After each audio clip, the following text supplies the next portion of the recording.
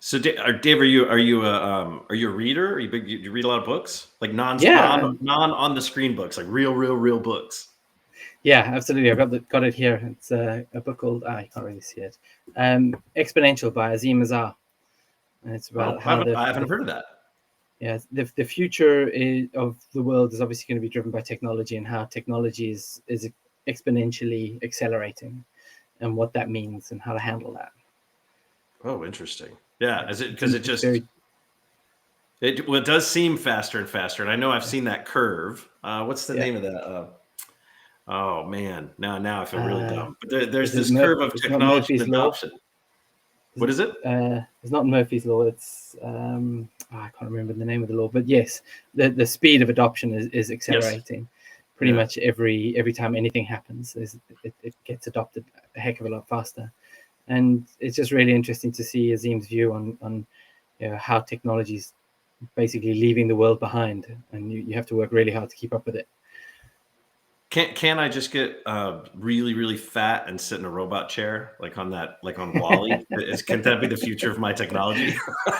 could be. I'm not bragging about it. I'm just saying that maybe that's what's next for me.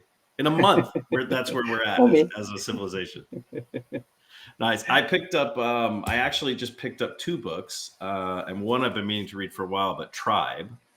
So I'm kind of excited to get into this one by Sebastian Younger, but it's pretty good on homecoming and belonging. And we're doing a little pre-record on this, obviously, because Jerry and I are doing our third Burning Man. And so every year that we can go, we try to go, and it's those tenets of community. And we're always looking for a good read on community and belonging. So it should be fun. That's awesome. Yeah. It won't be as exciting as this podcast interview, though. Are you ready? Oh no, totally. Right. Well, here we go. Welcome to the CXR channel, our premier podcast for talent acquisition and talent management. Listen in as the CXR community discusses a wide range of topics focused on attracting, engaging, and retaining the best talent. We're glad you're here.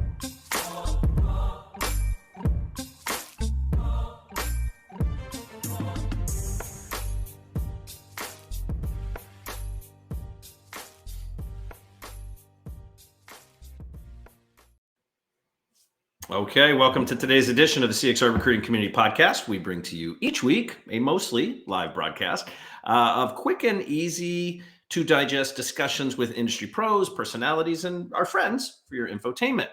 I'd like to encourage you to please click on the subscribe and like buttons and to reach out to us directly with feedback about the show. We don't have sponsors or ads or any guests that actually pay to be here. We don't make any money from any inserts or media that you see or hear here on the show. The show is just kind of our team delivering quick conversations of interest around what our community members ask for. Now, to be honest, I actually don't think it makes any sense from a business and dollar standpoint for us to do this outside of the fact that it is just fun. And folks keep asking for more interviews, and we enjoy delivering on those requests from the community. So if you have someone that you would like to shine a spotlight on, or to have us ask a few questions with, or even jump in live, just connect with us at cxr.works and let us know. So with that, I want to go ahead and introduce someone new to the show and with whom I actually only met about a month or so ago, Dave Smallwood. He is the co-founder of Roleshare. So Dave, welcome to the show. Hey, Chris. I'm glad you could make it. Yeah, me too. So, Dave, for those who may not know who you are or anything about Roleshare, can you kind of give us an escalator pitch of who you are and why we should listen to you today, why we should care what you have to say? Sure. Thanks for the opportunity. So, my background is about 20 years enterprise sales and technology. Initially working for American Express and then PayPal. Spent 13 years there, and when I left PayPal, I was looking after partnerships, marketplaces, and systems integrator relationships, which is basically the ecosystem of people integrating PayPal into customers' websites or merchants' websites. And while there and doing an MBA and about to become a parent for the first time, my co-founder, co-CEO of Roleshare and I were having a chat about, like, how do you do parenting and working in a big corporate job at the same time without the obvious outsourcing the parenting part, like so totally getting a nanny and outsourcing that bit. And we had a deep conversation about the fact that I didn't want Sophie to put her career on the side rails while being a parent and looking after our children. And inversely, she was the same to me. She's like, I don't want you to either do that either. So how do we find something that works? And we had a lot of conversations about what options are available to caregivers in the workplace, especially in mid to senior roles. And through all of it, we basically realized that pretty much every option in the market, or every work option model out there, tries to compress the same amount of work into less time. So, it could be part-time or compressed work week, etc. And as a manager, I've done that to people and worked with people, giving them what they were looking for, which is more flexibility, at a cost to me as a manager. But then also they would always come back 6 weeks and 2-3 months later going, oh gosh, this part-time thing isn't what I thought it was going to be. Can I have my old job back, or can we go full-time again? And through this conversation with Sophie, we came across job sharing as a concept that she had heard about 15 years before. And light bulbs went off for both of us. And we're like, hold on, there's something here. Like, why is this not more widely adopted? So with the MBA that I was doing at London Business School, I took it into the class as a project, and we did some research on it, and basically the rest is history. That's how we've ended up here. Well, let me ask you, Dave. So it is a really fun. We had a fun discussion about this when we were introduced. But talk to me a little bit about the adoption that you're seeing, or that's been reported in the UK versus, because you're out of London. Yes. Right. So for those, we're a little time zone difference today, but I'm drinking coffee. You've probably got a beer hidden off screen, and that's fine too. But what do you think the adoption looks like in the UK versus the US? Is it the same? Is it exponentially different? I think it's broadly the same at a company level, right? So companies offer it as an option. In the US, one stat that we can point to is the Fortune 100 best companies to work for. In 2019, when we started looking at this, it was, I think it was like 30% of companies offered job sharing in the US. And then last year, it was 50%. So it's definitely going in an upward direction. But then when you look at it, actually, the number of people taking it up within the organizations is still really low. And that would be the same in both the US and the UK. And the main reason that our research points to is it's really hard to find someone to share your job with at exactly the moment you need to share your job. And so where do you go? How do you find someone that... because we don't see, you just don't, at least I don't, I'll speak for myself, not the whole world, but I just don't see a lot of shared job advertisements. I don't see a lot of promotion around work here with somebody else. Like I see a lot of part-time gigs, and gigs, but I just don't see any role sharing or job sharing ads anywhere. Absolutely, and we started looking at that. One of the stats that we were looking at in the UK was Indeed, right? So how many shareable jobs are on Indeed?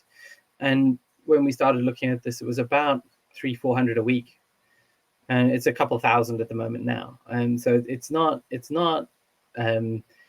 full broad adoption yet, but it's definitely heading in the right direction. And something that points to the UK view versus the US view on this is the Association of British Insurers and the Women in Finance Charter. So two different bodies have been formed in the UK specifically to enable more flexibility in work as a driver for gender diversity or improving gender seniority. And in both of those commitments that they're getting their members to sign up to, job sharing is mentioned as one of the facets or tools that they can use to enable greater diversity. But what we found was really interesting, actually, as we went into this ourselves, is when we launched, we thought it was mainly going to be aimed at parents coming back after having kids, and male and female. And actually, what we found is it's 60-40 women, 40% men. It's a heck of a lot more than we thought it would be. Yeah. And when you dig into that, it's driven by two things. One is aging workers thinking about the last 5 to 10 years of their careers, going, actually, why should I work 5 days a week? Can't I do 3 or 4? on one side. And then on the other side, people entering the workforce going, actually, I don't want to do a 5-day corporate gig. I'd like to work 3 days in a corporate and 2 days doing my video blog or gaming platform thing. And we're seeing a lot of different use cases than caregivers. So, we started building this thing for our use case, and we've unlocked or opened a can of all sorts of different scenarios. So for me, there's two components that seem to stand out as I learn a little bit more about job sharing. That has a positive impact on diversity, and then the potential really positive impact on internal mobility. Yeah. Now, is that also an area where because that sort of seems to go hand in hand with perhaps a job share? I mean, is that also something that you're seeing? Definitely. So as we started out, it was literally, how do we help people find one another first up? Okay, let's create a platform to enable that. Second step of movement for us was, how do we make it possible for companies to work with us? And as we started going into that, we realized it's actually not just any companies, it's really large companies that are probably at the right level of thinking to adopt programs like this. Because if you're scaling really fast, you don't have time to think about this sort of stuff. If you're at that sort of steady state, 1,000 employees plus, and you're not growing rapidly, you think about how to retain more than how to acquire in more broad ways. And as we've had those conversations, it was yes, let's look at retention first. How do you keep someone in place if they're thinking about leaving? And burnout is a really good example of a scenario that can be supported by this. Yeah. Enabling someone to have more flexibility and freedom reduces that burnout and then drives that stickiness in the role. And then to match that retention piece, you've got to attract someone in. So we've got this attraction piece. It's okay, great. And then what does it have to be attraction? Could it just be someone else within the organization coming to share somebody else's job? And all three of those scenarios work together. And because you're doing those things with the companies we're working with, the immediate next step is, hold on, it doesn't have to just be for flexibility. It could also be for internal mobility, moving people across and upskilling and cross-skilling as the world needs to move faster in these changing environments. Is there a way that we could get a better learning environment by putting people together rather than putting people through courses and programs? Could we just help each other train one another? Like, is there a way of doing that? And the research we're looking at is that the best way to learn following a search on Google is from a peer. And this mobility learning piece is something that we're really exploring at the moment. Yeah, I find that really fascinating. And what comes to mind as you're talking through that is, and I'm wondering, have you seen an impact of the pandemic on job sharing in any way? Is it either from an adoption rate skyrocketing or having maybe a negative impact in some way? As it happened, March 2020, it was the worst time in the last 100 years to try and launch Roleshare, because that's exactly when we were doing it. Because we were a solution that's going to help you retain and attract talent. And everyone was like, not right now, thanks. But as we've moved away from that towards the end of 2020, a bunch of organizations came to us cold. We didn't do any marketing or promotion because we're still building the product. And they came straight in and like, hey, how can we use this to get people to come back to the office? Is there a way of doing that? See, now I hadn't thought of that, like a return to work strategy. Yeah, so there was a piece there. And it's like, yeah, you could, but actually there's broader application than just that. And as people start looking at all the different options with this, minds are opened and conversations happen. And where we are now is, companies are struggling like never before, in what everyone calls this huge war for talent, etc. Oh, I hate that phrase. Yeah, and it's basically what we're looking at, and we've done quite a lot of research. We've got a few pretty smart people helping us. It's driven by two or three things. The main one is increasing prevalence of gig / platforms that enable people to go, actually, I don't need to work full time. I can go and do something 3 days, 2 days, 1 day, whatever. And making that easier and easier and easier for people to drains the talent pool that's available, because the best people leave because they can, and they can go and get jobs elsewhere, or these types of gigs elsewhere, and probably earn a little bit more while doing so. And then you add to that the aging demographic challenges that developed markets have got, which is, 15 years from now, there's going to be more people entering retirement than there are entering the workforce. There's a problem, right? And companies need to fix that problem somehow. Yeah, well, it's funny because you had shared, so there was a UK study, I guess, that showed people participating in role sharing or job sharing were reportedly 30% more productive. And I'm kind of wondering what that's sort of based on, like why is sharing a job with somebody different than just two part-time workers sort of, connecting to one another, right? And I think Sophie, your partner, had done an interview in MIT Sloan Management Review, and I've got a link. I'm going to throw it up here while you answer. There we go. I give a link. I throw it on the screen. It is a whopper, by the way, if you're not watching. It's sloanreview.mit.edu/article/melding-flexibility-and-connectivity-in-the-workplace. We'll put a link in the recap for everybody. But what would you attribute? Because I did flip through and it was really interesting. But what would you attribute that to? The sharing of roles versus sort of the mashup of a couple part-timers? So we've interviewed more than 200 people that are in job shares, and then also the people that are managing them or the people that are reporting to them.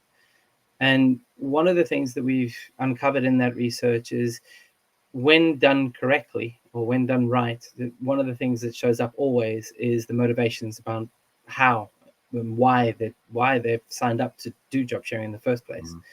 And generally what we see is, if there's a real reason, i.e. caregiving or a startup that somebody wants to do on the side, or there's something really solid that they're very committed to making work, that then they become super committed to making their role work, and they become accountable to the other party rather than to the line management as well.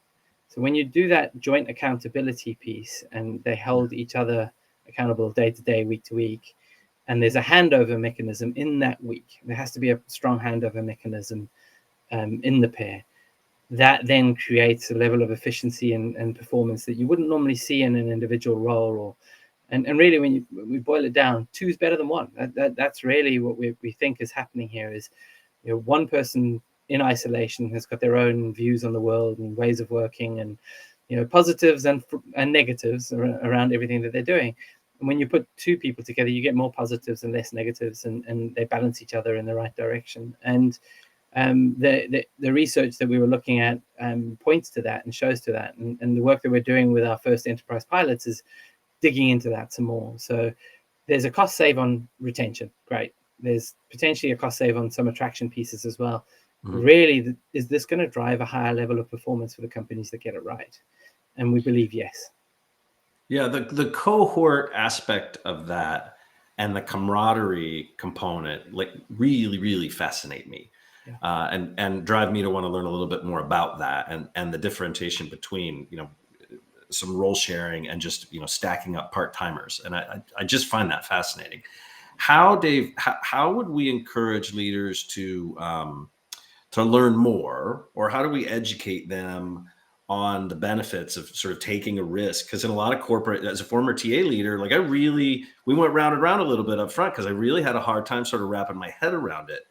How do we encourage those TA practitioners to learn more and take risks with role sharing? I mean, obviously, other than check out your site, which I'd encourage anybody to do, right? But it's not a product pitch. From an education standpoint, where do they go? Where would you send them to learn more?